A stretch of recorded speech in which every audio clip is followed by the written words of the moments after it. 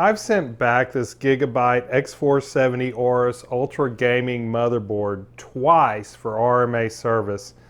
After the second RMA, it came back working almost. There's a problem specifically with the audio. I'm going to try to debug it and get it fixed. If not, I have a decision to make coming up on ThriftyAV.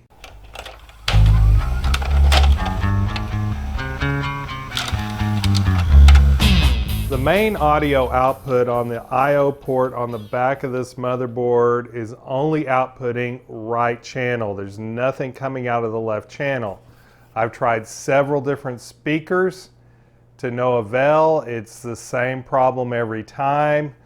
My workaround has been to plug the audio into the front headphone jack. Now that works, but I want a fully functional working motherboard.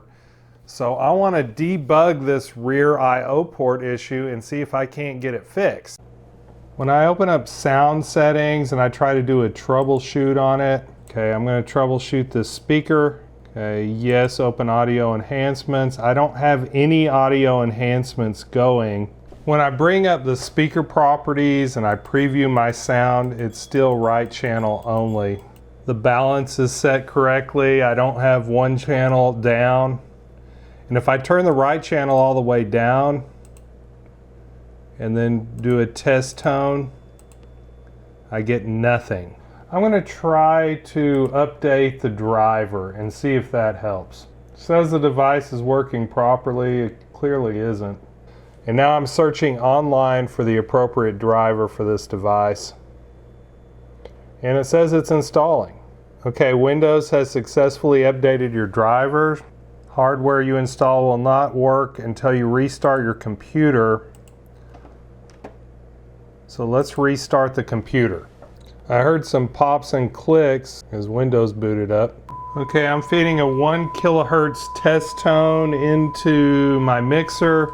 Just like before, I'm getting right channel only, even with the updated drivers, so the updated drivers did nothing.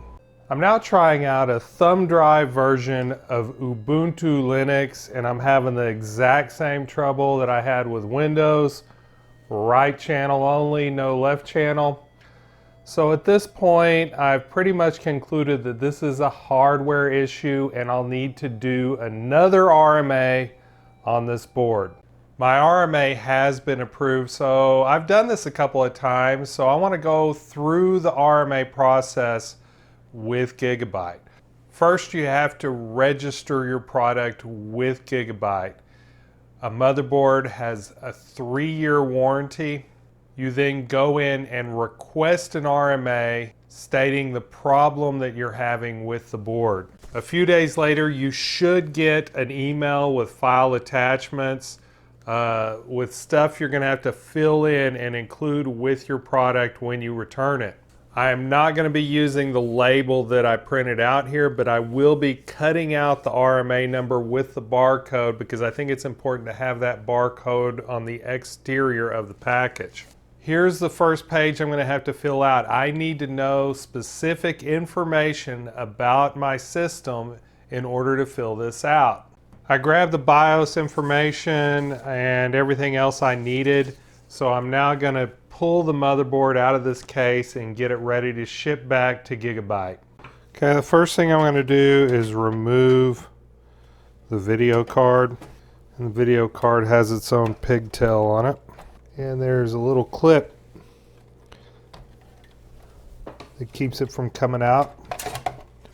Next, I'm going to disconnect all the headers, including fan headers and USB headers and audio headers. I'm also going to disconnect all the SATA connections, and I'm going to disconnect the power connections. Might as well get the RAM out now instead of later. Okay, these fans are going to have to come out before I can completely remove this board.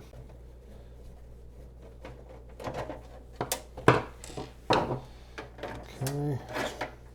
Alright, that gives me easier access to these screws.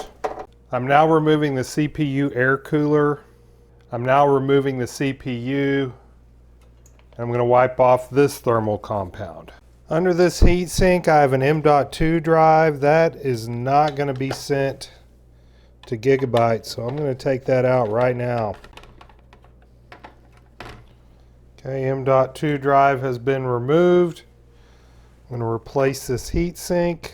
Now this motherboard came with clips here. I'm going to reinstall them before I send it back. Okay, this motherboard's now back to how it was received from the factory. I'm going to go ahead and put it in a static bag. Alright, now I'm going to put the motherboard in the box that it arrived in when I received my RMA last time. Now I need to find a box that this will fit in. Now it's important for me to put my paperwork in here too. So I'm going to stick that up here on the top of the box. Make sure this doesn't shake around too much. And then prepare this for shipment. I'm also including a letter where I mention the history of RMAs on this board, just so they know that I'm somewhat disgruntled over this. All right, let's tape this box up.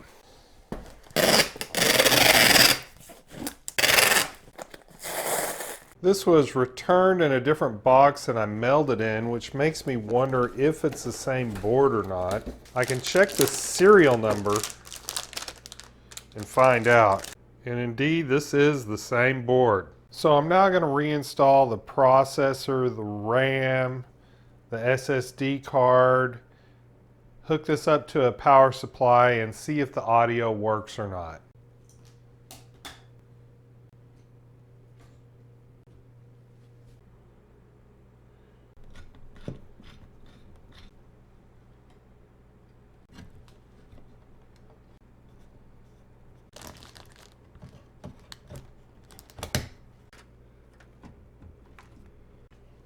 All right, here goes.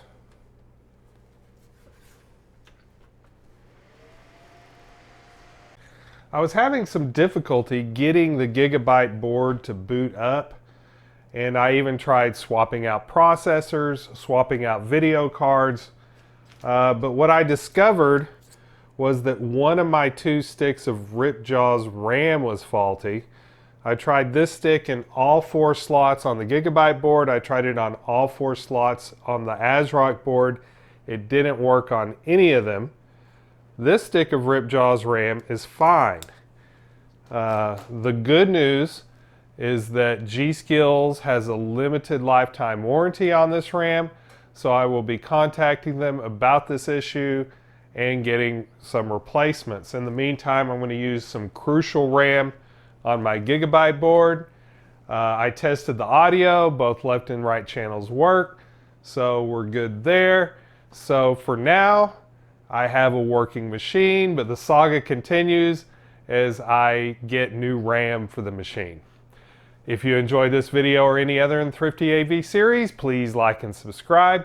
Thank you to my patrons for supporting this channel. All patrons have access to exclusive content on the Patreon page. Thank you to my subscribers, and remember, stay thrifty, everyone.